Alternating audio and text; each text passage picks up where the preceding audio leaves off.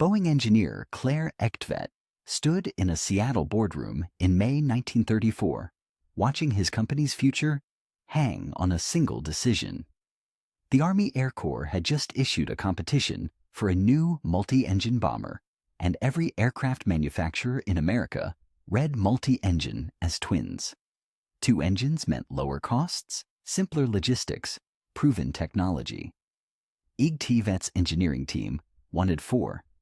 The numbers told a dangerous story. Boeing had just emerged from near bankruptcy during the Depression. The company employed 600 workers, down from 1,700 2 years earlier. Developing a 4-engine bomber would cost $275,000 in 1934 dollars, roughly equivalent to Boeing's entire annual profit.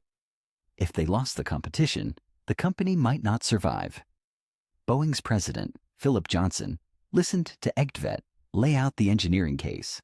4 750-horsepower Pratt & Whitney Hornet engines could lift a 38,000-pound aircraft to 25,000 feet while carrying 2,500 pounds of bombs over 2,000 miles. No twin-engine design could match those specifications. The board approved the project on June 28, 1934. They designated it Model 299 and gave Egtvedt's team 1 year to build a flying prototype. The Army expected competitors to modify existing designs, safe incremental improvements. Boeing would build something that had never flown before. Lead designer Ed Wells worked from a cramped office in Boeing's Plant 1, sketching an airplane that defied conventional wisdom. 4 engines demanded a wingspan of 103 feet, 9 inches, wider than any American bomber ever built. The fuselage stretched 68 feet, requiring 25,000 pounds of aluminum alloy carefully shaped into stressed skin panels. Wells obsessed over weight distribution. Every ounce mattered when you were asking 4 engines to lift nearly 20 tons into combat altitudes. The defensive armament created the bomber's legendary appearance. Wells positioned 5 30-caliber machine gun stations, nose, dorsal, ventral, and 2 waist positions. A Seattle Times reporter visiting the construction hangar in August 1935 looked at the bristling guns and wrote that it resembled a flying fortress. Boeing's marketing department seized the phrase immediately, but the engineering reality was more fragile than the nickname suggested. The Model 299 represented a massive leap in aircraft complexity. Pilots would manage 4 throttle controls, 4 mixture controls, 4 propeller pitch controls. The electrical system alone contained more switches and circuit breakers than most pilots had seen in their entire careers. Flight engineer duties required a dedicated crew member just to monitor engine temperatures, oil pressures, and fuel distribution across 9 tanks holding 1,700 gallons. Test pilot Les Tower began taxi trials at Boeing Field on July 16, 1935. The prototype rolled smoothly, responding well to rudder inputs. Tower noted the aircraft felt stable despite its size. On July 28, with Boeing executives and Army observers watching, Tower advanced all 4 throttles. The Model 299 accelerated down the runway, lifted off after 2,100 feet, and climbed to 5,000 feet. Tower flew for 1 hour and 53 minutes, testing basic handling characteristics. When he landed, Boeing's team knew they had something special, an aircraft that flew like it was much smaller, responding crisply to control inputs despite weighing 38,000 pounds. The Army scheduled competitive trials for October at Wright Field in Dayton, Ohio. Boeing prepared to fly their prototype cross-country, a 2,100-mile journey that would demonstrate the bomber's range capabilities. Everything depended on those trials, and everything was about to go catastrophically wrong. The Model 299 departed Seattle on October 30, 1935, carrying Boeing's entire future in its aluminum frame. Test pilot Les Tower and co-pilot Louis Waite flew to Wright Field in 9 hours, including refueling stops, a journey that would have taken conventional bombers 2 full days. Army evaluators watched the 4-engine giant land and began their assessment. Over the next 2 weeks, The Model 299 outperformed every competitor.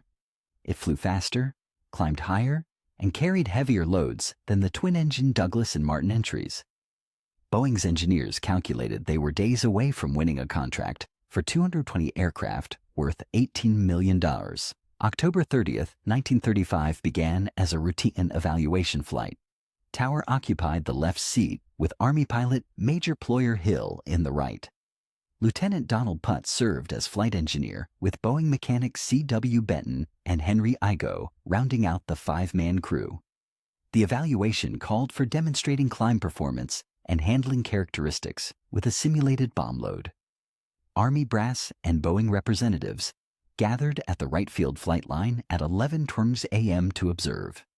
Tower ran through pre-flight checks while Hill familiarized himself with the cockpit layout: 4 throttles, 4 mixture controls, 4 propeller pitch levers, fuel selector valves for 9 tanks, cowl flap controls for engine cooling, landing gear lever with mechanical lock, and crucially, a gust lock control that physically locked the elevator and rudder surfaces in neutral position during ground operations.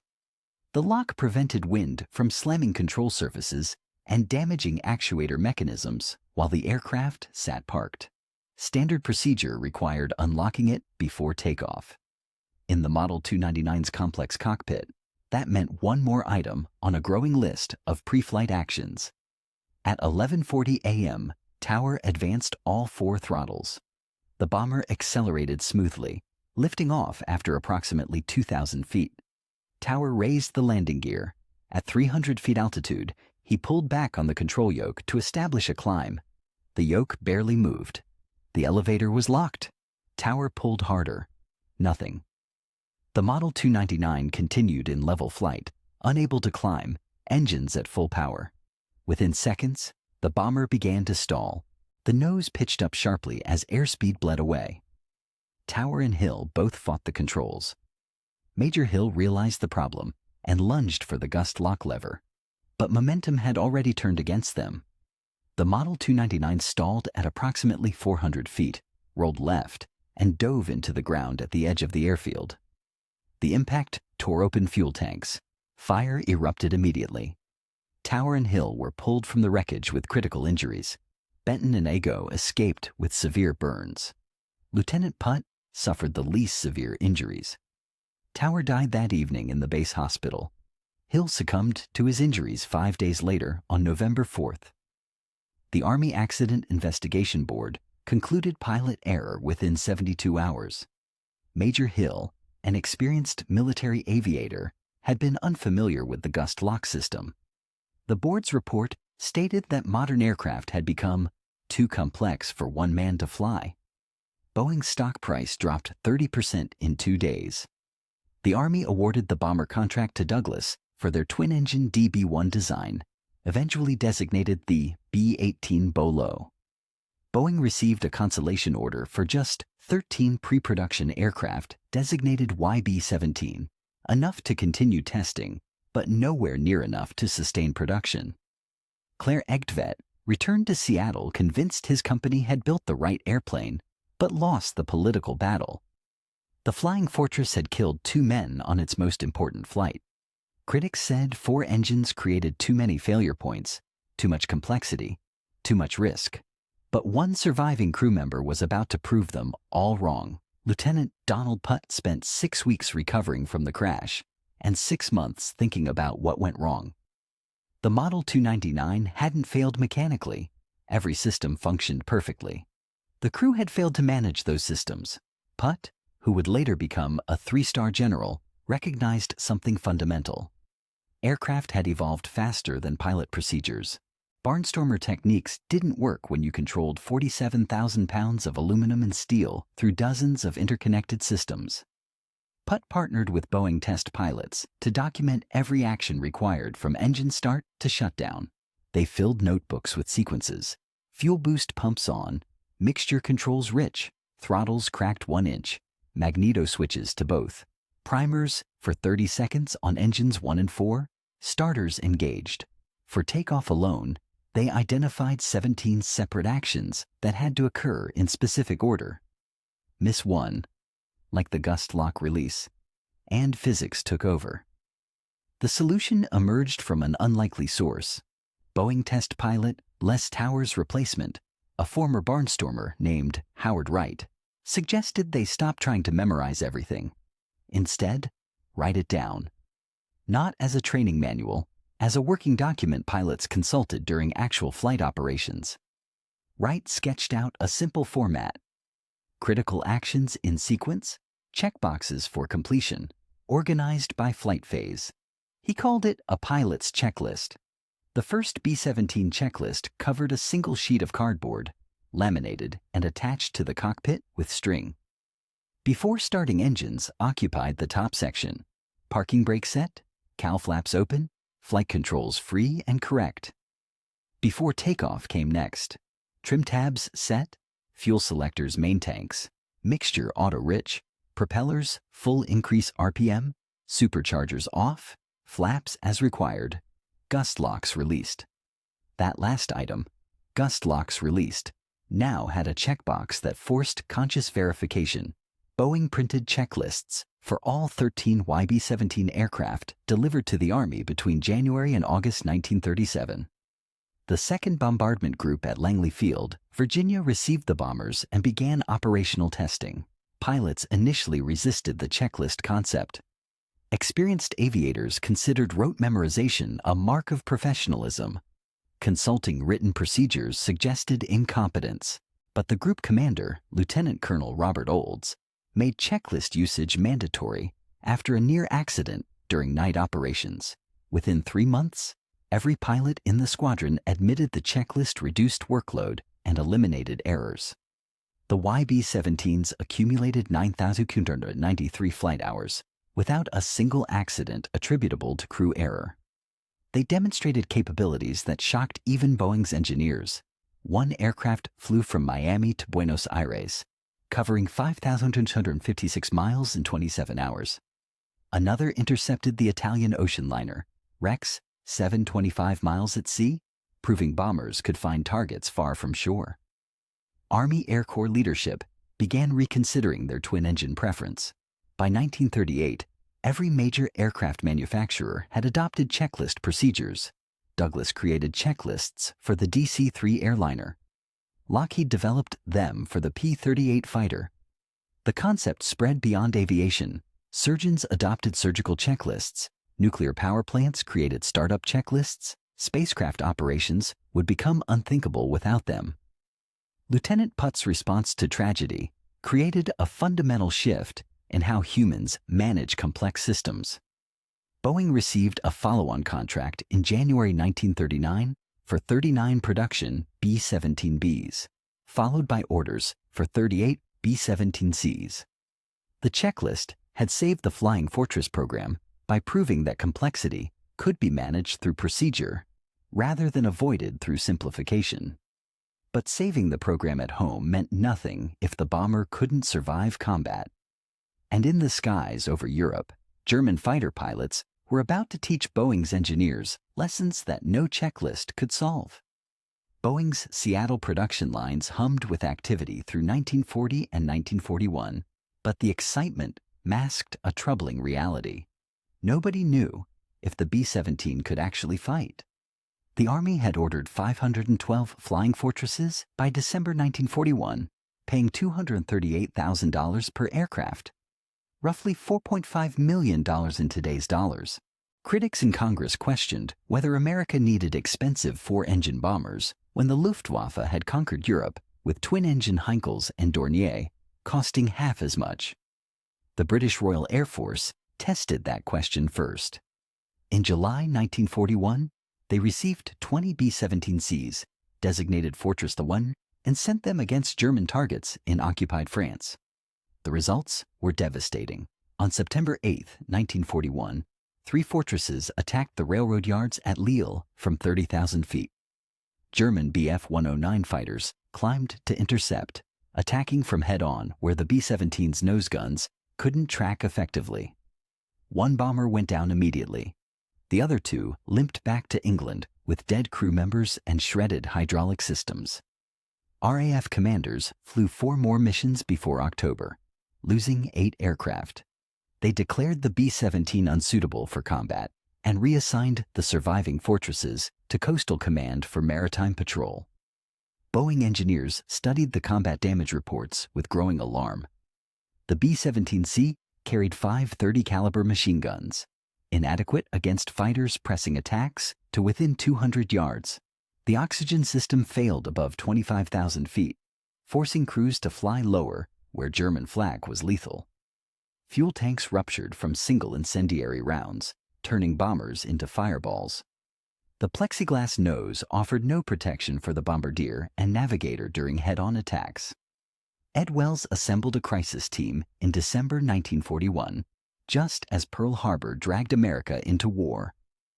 They had production contracts for 512 aircraft using a design that British combat experience had proven inadequate. Retooling would cost millions and delay deliveries by months, but sending crews to die in flawed aircraft wasn't an option. Wells authorized immediate modifications to all B-17s still on the production line, the new variant designated B-17E. The changes added 3,000 pounds to the aircraft's empty weight. Twin 50-caliber guns replaced the single 30-caliber in the dorsal position, housed in a powered turret that could track targets through 360 degrees. Another twin 50 turret went into the belly. The tail gunner received twin 50s with 500 rounds per gun. Single .50 caliber guns covered both waist positions. Total defensive armament reached 10 50 caliber machine guns, throwing 800 rounds per minute of combined firepower, earning the updated nickname Flying Porcupine. Self-sealing fuel tanks added another 800 pounds. The tanks used layers of rubber and fabric that swelled when exposed to gasoline, automatically plugging bullet holes. Armor plating protected the pilot and co-pilot seats. 125 pounds of hardened steel that could stop 20mm cannon rounds. The tail section was completely redesigned with a larger vertical stabilizer for better stability during evasive maneuvers. Boeing delivered the first B-17Es in September 1941, just as the RAF was canceling their Fortress program.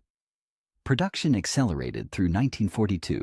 Boeing built 512 B-17Es, while licensing the design to Douglas and Lockheed Vega, who added another 3,400 aircraft. The American industrial machine was gearing up to build flying fortresses at a rate of 16 per day. But building them was the easy part. The Army Air Forces faced a more fundamental challenge: finding crews trained to fly combat missions in aircraft, far more complex than anything in peacetime service, and doing it fast enough to meet strategic bombing commitments made to British Prime Minister Winston Churchill. By August 1942, the first B-17 groups arrived in England with crews averaging 32 hours in type. The Luftwaffe veterans waiting for them had been flying combat for 3 years. The 97th Bombardment Group flew America's first B-17 combat mission on August 17, 1942. 12 aircraft attacking the railroad marshalling yards at Rouen-Sotteville in occupied France. Major Paul Tibbets led the formation, flying straight and level through moderate flak to drop 18.5 tons of bombs. All 12 aircraft returned safely. General Ira Eaker, commander of the 8th Air Force, declared the mission proof that American daylight precision bombing could succeed where the British had failed. The Luftwaffe had other ideas. German fighter controllers had deliberately withheld their Bf-109s and Fw-190s during the Rouen raid, letting American crews grow confident. On raids deeper into occupied Europe, the real education began. On October 9, 1942, 108 B-17s struck the steelworks at Lille. German fighters swarmed the formations, concentrating on stragglers and damaged aircraft. 4 fortresses went down. On November 23, 40 B-17s attacked the U-boat pens at Saint-Nazaire on the French Atlantic coast. German fighters destroyed 3 bombers and damaged 22 others so severely they crash-landed in England or ditched in the Channel. The combat reports revealed a pattern. Luftwaffe pilots had studied B-17 defensive firepower and identified the weakness: head-on attacks. A fighter approaching from 12 o'clock high diving at 400 miles per hour closure rate, presented an impossible target for the bomber's nose gunner. The attacking pilot aimed at the cockpit. A direct hit killed both pilots instantly and sent the aircraft into an uncontrollable dive. Even near misses shattered the plexiglass nose and wounded the bombardier and navigator, making accurate bombing impossible. German ace Egon Meyer perfected the technique in late 1942, leading his Jagdgeschwader II in coordinated head-on passes that destroyed 6 B-17s in a single engagement over Saint-Nazaire. He shared the tactic across Luftwaffe fighter units. By January 1943, every German pilot knew the approach: position 2,000 yards ahead of the bomber formation, slightly high, then roll inverted and dive directly at the lead aircraft while firing 20mm cannons and 13mm machine guns. Break away 200 yards out, diving below the formation to avoid return fire. 8th Air Force crews began each mission knowing statistically what awaited them. The Army Air Forces calculated a 25-mission combat tour based on projected loss rates of 2% per mission, but actual losses ran higher. Through winter 1942-43, the 8th Air Force lost 4.2% of bombers dispatched per mission. At that rate, a crew's probability of surviving 25 missions dropped to 34%. Of completing 30 missions, 22%. The numbers meant 2/3 of crews would be killed, captured, or severely wounded before finishing their tour. The physical toll matched the statistics. Ball turret gunner Alan Magee bailed out of his burning B-17 at 22,000 feet over Saint-Nazaire on January 3, 1943, without a parachute. His chute had been shredded by cannon fire. He fell through the glass roof of the train station and survived with 28 shrapnel wounds, several broken bones, and severe internal injuries. German doctors couldn't believe someone had lived through a 4-mile fall. Magee became a prisoner of war and recovered well enough to walk with a limp. Most crews weren't as fortunate. Luftwaffe fighter pilots claimed 88 B-17s destroyed in January 1943 alone. Another 174 returned with battle damage severe enough to require weeks of repair. Boeing's factories were building 16 B-17s per day. The Luftwaffe was destroying them almost as fast. The Flying Fortress was bleeding out over occupied Europe, and the worst losses hadn't even begun. Those would come in the clear skies over Germany in October 1943, during missions that would make generals question whether daylight bombing could continue at all. Boeing engineer Oliver Eccles worked from a cramped office at Wright Field in early 1943, surrounded by combat damage photographs that told stories of violence at 25,000 feet. Shredded aluminum, where 20 melted cannon shells had exploded inside fuselages. Tail sections barely connected to the rest of the aircraft. Cockpits painted with blood. Each photograph represented crews who'd flown into hell and somehow made it back. Eccles' job was ensuring future crews had better odds. The B-17F model entering production in spring 1943 incorporated lessons written in German gunfire. The most critical addition was the chin turret, a Bendix-designed power turret mounting twin 50 caliber guns directly below the bombardier's position. A gunner in the nose compartment controlled it with a computing gun sight that automatically calculated bullet trajectory and target lead. The turret covered the entire forward hemisphere, eliminating the head-on attack advantage that Egon Meyer had exploited so effectively. Installation added 520 pounds, but crews who'd watched friends die in head-on attacks considered it essential equipment. Self-sealing fuel tanks received further improvement. The original B-17E design sealed holes from small-caliber rounds, but failed against 20mm explosive shells. Boeing's chemists developed a 3-layer system: an inner layer of vulcanized rubber, a middle layer of untreated natural rubber that swelled on contact with fuel, and an outer layer of fabric reinforced synthetic rubber. Testing at Wright Field showed the new tanks could survive direct hits from 20mm high explosive incendiary rounds and seal within 30 seconds. The upgrade added another 400 pounds, but reduced fire-related losses by 35%. armor protection grew from 125 pounds to 470 pounds. Pilots and co-pilots now sat behind curved steel plates, capable of stopping 20mm rounds. Additional armor protected the radio operator and top turret gunner. The tail gunner received armored glass panels and steel backing plates. Boeing engineers calculated the armor positioning by mapping bullet trajectories from actual combat encounters, protecting the most vulnerable angles while minimizing weight penalty. The oxygen system underwent complete redesign after multiple crews reported system failures above 25,000 feet. The original low-pressure system used rubber hoses that became brittle in -50°F temperatures, common at altitude. Hoses cracked, leaked, and sometimes froze solid with ice crystals. Boeing installed a high-pressure system using steel lines and improved regulators that maintained flow in extreme cold. Each crew member received a backup portable oxygen bottle, providing 30 minutes of emergency supply. Engine reliability improvements came from Pratt & Whitney, but Boeing integrated them carefully. The Wright R-1820 Cyclone engines replaced the original Pratt & Whitney Hornets, providing 1,200 horsepower each, a 60% increase. New oil coolers and redesigned baffles kept cylinder head temperatures within limits during sustained combat power settings. Engine fire suppression systems used carbon dioxide bottles that could flood an engine nacelle in 8 seconds, often saving aircraft that would have otherwise burned. Electrical systems received redundancy that added 200 pounds of wiring and components. 2 independent 28-volt DC generators powered critical systems with batteries providing backup.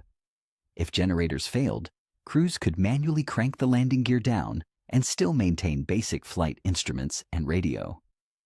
Circuit breaker panels relocated to where flight engineers could reach them without leaving their stations.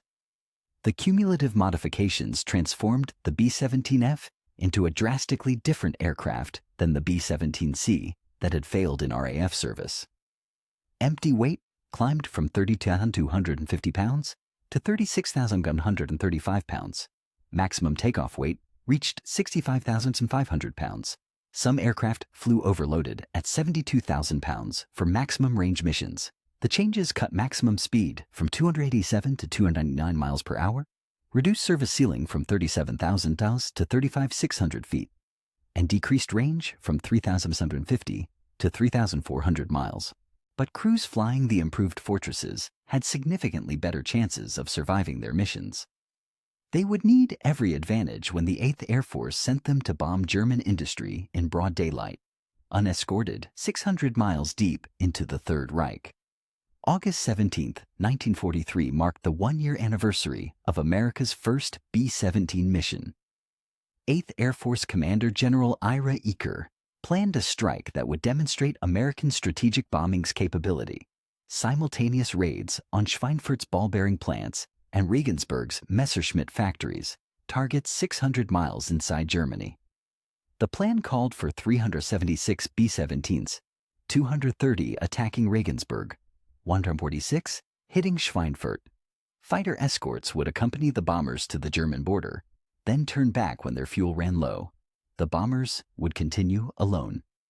The Regensburg force departed England at 9 a.m. on August 17th, led by Colonel Curtis LeMay's 4th Bombardment Wing. German radar operators tracked them immediately. Luftwaffe controllers scrambled every available fighter, estimated at 300 Bf-109s and FW-190s from bases across occupied Europe. The first attacks began over Belgium. German fighters hit the formation in waves, 4 to 6 aircraft attacking simultaneously from different angles, then breaking away to rearm and refuel while fresh waves attacked. Sergeant Michael Aruth, a ball turret gunner in the 100th Bombardment Group, watched fortresses explode around him. They came in head-on, 4 abreast, firing everything they had. Our lead plane took a direct hit in the cockpit and went straight down. I counted 11 parachutes before we entered the target area. 11 crews gone in 15 minutes. The Regensburg force lost 24 B-17s before reaching the target. They dropped their bombs through heavy flak, destroying approximately 25% of Messerschmitt's production capacity. Then continued south to land in North Africa, too distant from England to return. The Schweinfurt force, scheduled to depart 3 hours behind Regensburg, sat on English runways waiting for fog to clear. The delay proved catastrophic. German fighters that had attacked Regensburg landed, rearmed, and repositioned to intercept the second wave. When 146 B-17s finally departed at 3 p.m., they flew into a gauntlet of 200 fresh fighters. The attack on the Schweinfurt formation exceeded anything crews had experienced. German pilots pressed attacks to within 100 yards, firing continuously despite American defensive fire. Staff Sergeant Jack Novy, a waist gunner in the 381st Bombardment Group, later reported, "A 109 came straight at us, guns blazing. I fired a burst and saw my tracers hit his engine. He didn't pull away. He kept coming, trailing smoke. He rammed our number 3 engine, and his wreckage took off our entire wingtip. We went into a spin at 24,000 feet. 4 of us got out." The Schweinfurt force lost 36 B-17s before reaching the target, dropped their bombs with limited accuracy due to smoke and defensive fire, then fought their way back to England. Another dozen bombers ditched in the channel or crashed on landing. Final tally, 60 B-17s destroyed out of 376 dispatched, a 16% loss rate. Another 168 aircraft returned with battle damage. Of the 600 missing crewmen, only 90 survived to become prisoners of war. 8th Air Force lost another 17 B-17s in follow-up missions over the next week. On October 14, 1943, commanders ordered a second strike on Schweinfurt with 291 bombers. German fighters destroyed 77 B-17s, a 26% loss rate, while damaging 122 others. In 4 hours over Germany, 650 American airmen died or were captured. General Eaker's staff calculated that at these loss rates, the entire 8th Air Force bomber fleet would be destroyed in less than 4 months. Deep penetration missions into Germany ceased immediately. The Flying Fortress had proven it could reach any target in Europe and deliver devastating bomb loads, but without fighter escort, it couldn't survive the journey. Boeing's engineers had built an incredible machine. What it needed wasn't better armor or more guns. It needed protection that could fly 600 miles into Germany and back. North American Aviation's P-51 Mustang had been flying since 1940, initially dismissed by the Army Air Forces as underpowered with its Allison engine.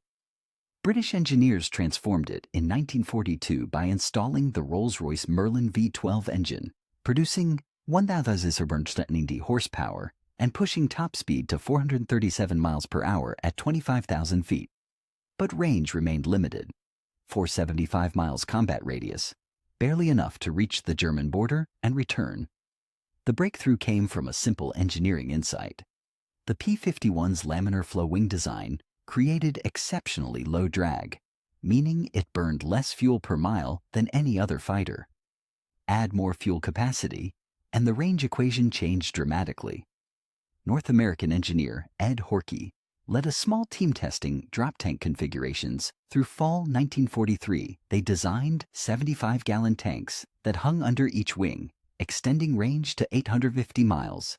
Then came the critical innovation, an 85-gallon fuselage tank installed behind the pilot's seat.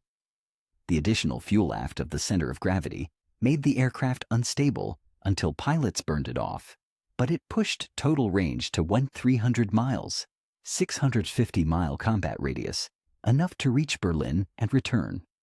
The modification added 510 pounds when full but cost nothing in top speed, since pilots jettisoned external tanks before engaging enemy fighters. The first P-51B Mustangs with drop tanks arrived in England in December 1943. 8th Air Force assigned them to the 354th Fighter Group and immediately planned deep penetration missions. On March 4, 1944, 730 B-17s and B-24s struck Berlin for the first time, escorted by 644 fighters, including 174 P-51s. German controllers scrambled their entire defensive force, over 450 fighters. But now those German fighters faced American escorts throughout the mission profile. The bomber force lost 37 aircraft, a painful but sustainable 5% loss rate, far below the 26% of Schweinfurt. The P-51 transformed bomber operations by shifting the tactical equation. Previously, German fighters attacked bombers with near impunity, breaking away only when ammunition ran low. Now, Luftwaffe pilots faced a choice: attack the bombers and risk getting jumped by faster, more maneuverable escorts, or engage the escorts and let the bombers through. Either way, the Americans won. Through spring 1944, P-51 pilots destroyed German fighters at a 4-to-1 ratio, while losses of B-17s dropped to 3.5% per mission. The Mustangs enabled missions that had been unthinkable 6 months earlier. On April 11, 1944, 931 heavy bombers struck aircraft factories across Germany, escorted by 826 fighters. The 8th Air Force lost 64 bombers, 6.8%, but claimed 59 German fighters destroyed. On May 12, 1944, more than 900 bombers attacked oil refineries and transportation centers, losing only 46 aircraft. The campaign that Schweinfurt had nearly ended now accelerated into a systematic destruction of German industry. General Jimmy Doolittle, who replaced Eaker as 8th Air Force commander in January 1944, ordered a strategic shift. Instead of fighters staying close to bomber formations, he released them to hunt German fighters aggressively. P-51 groups ranged ahead of bomber streams, strafed Luftwaffe airfields, and engaged German fighters climbing to intercept. The new tactics forced German fighters to fight their way through escorts before reaching bombers, bleeding the Luftwaffe through attrition it couldn't sustain. By June 1944, the Luftwaffe had lost 2,442 fighter pilots killed, an irreplaceable drain on experienced crews. German production still manufactured fighters by the thousands, but pilot training had been cut from 240 hours to 112 hours to replace losses. Inexperienced pilots in excellent aircraft proved no match for veteran American pilots in P-51s. The bomber formations that had been savaged over Schweinfurt now flew to targets across Germany with loss rates averaging 2%. The Flying Fortress hadn't changed. It still carried the same armor, guns, and engines. But with P-51 escorts, it had become the weapon system Claire Egtvedt had envisioned in 1934, a strategic bomber capable of destroying an enemy's industrial capacity from the air. Boeing's production lines built B-17s at a pace that would have seemed impossible in 1934 when Claire Egtvedt gambled his company's future on 4 engines. Peak production reached 362 aircraft per month in March 1944, more than 12 Flying Fortresses rolling off assembly lines every day. Boeing's Seattle plant, Douglas facilities in Long Beach and Tulsa, and Lockheed Vega's Burbank factory operated around the clock.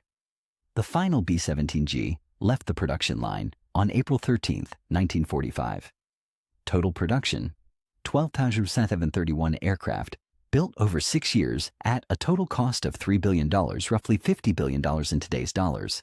The numbers behind those aircraft tell the story of industrial warfare. B-17s dropped 640,000 tons of bombs on European targets, more than half the total tonnage delivered by the 8th Air Force. They flew 291,508 combat sorties, with average mission duration of 7 hours. Crews faced temperatures of minus 60 degrees Fahrenheit at 30,000 feet, operated equipment while wearing bulky heated suits and oxygen masks, and endured psychological stress that studies later compared to frontline infantry combat. The human cost matched the industrial scale. The 8th Air Force lost 4,654 B-17s in combat, a 37% loss rate of total production. Another 206 were destroyed in accidents. Of 110,000 airmen who flew combat missions in B-17s, 26,000 died and 23,000 became prisoners of war. A crew member's odds of surviving a 25-mission tour improved dramatically after P-51 escorts arrived, but even in 1945 the risk remained substantial. Staff Sergeant Maynard Smith received the Medal of Honor after extinguishing fires and throwing burning ammunition out of his crippled B-17 over France while wounded, then manning guns to fight off German fighters during the return flight. The strategic bombing campaign the B-17 enabled remains historically controversial. Post-war analysis by the United States Strategic Bombing Survey concluded that bombing reduced German war production by 15%, significant, but not the decisive blow advocates had predicted. German industry proved remarkably resilient, dispersing production and increasing efficiency even under sustained attack. Critics argued the resources devoted to bomber production, aluminum, engines, and skilled labor might have been better used building fighters or ground attack aircraft. The 26,000 dead American airmen represented losses comparable to entire infantry divisions. But the strategic impact extended beyond tonnage dropped. The combined bomber offensive forced Germany to divert massive resources to air defense.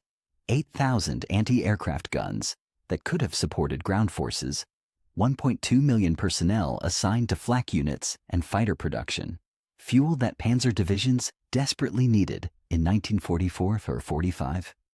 The Luftwaffe lost operational control of German airspace by summer 1944, enabling the D-Day invasion to proceed without aerial opposition. By war's end, German oil production had dropped 90%, strangling mechanized warfare capability. The B-17's technical legacy shaped post-war aviation more subtly, but perhaps more permanently. The checklist procedures developed after the 1935 crash became universal in commercial aviation. No modern airliner takes off without systematic checklist verification.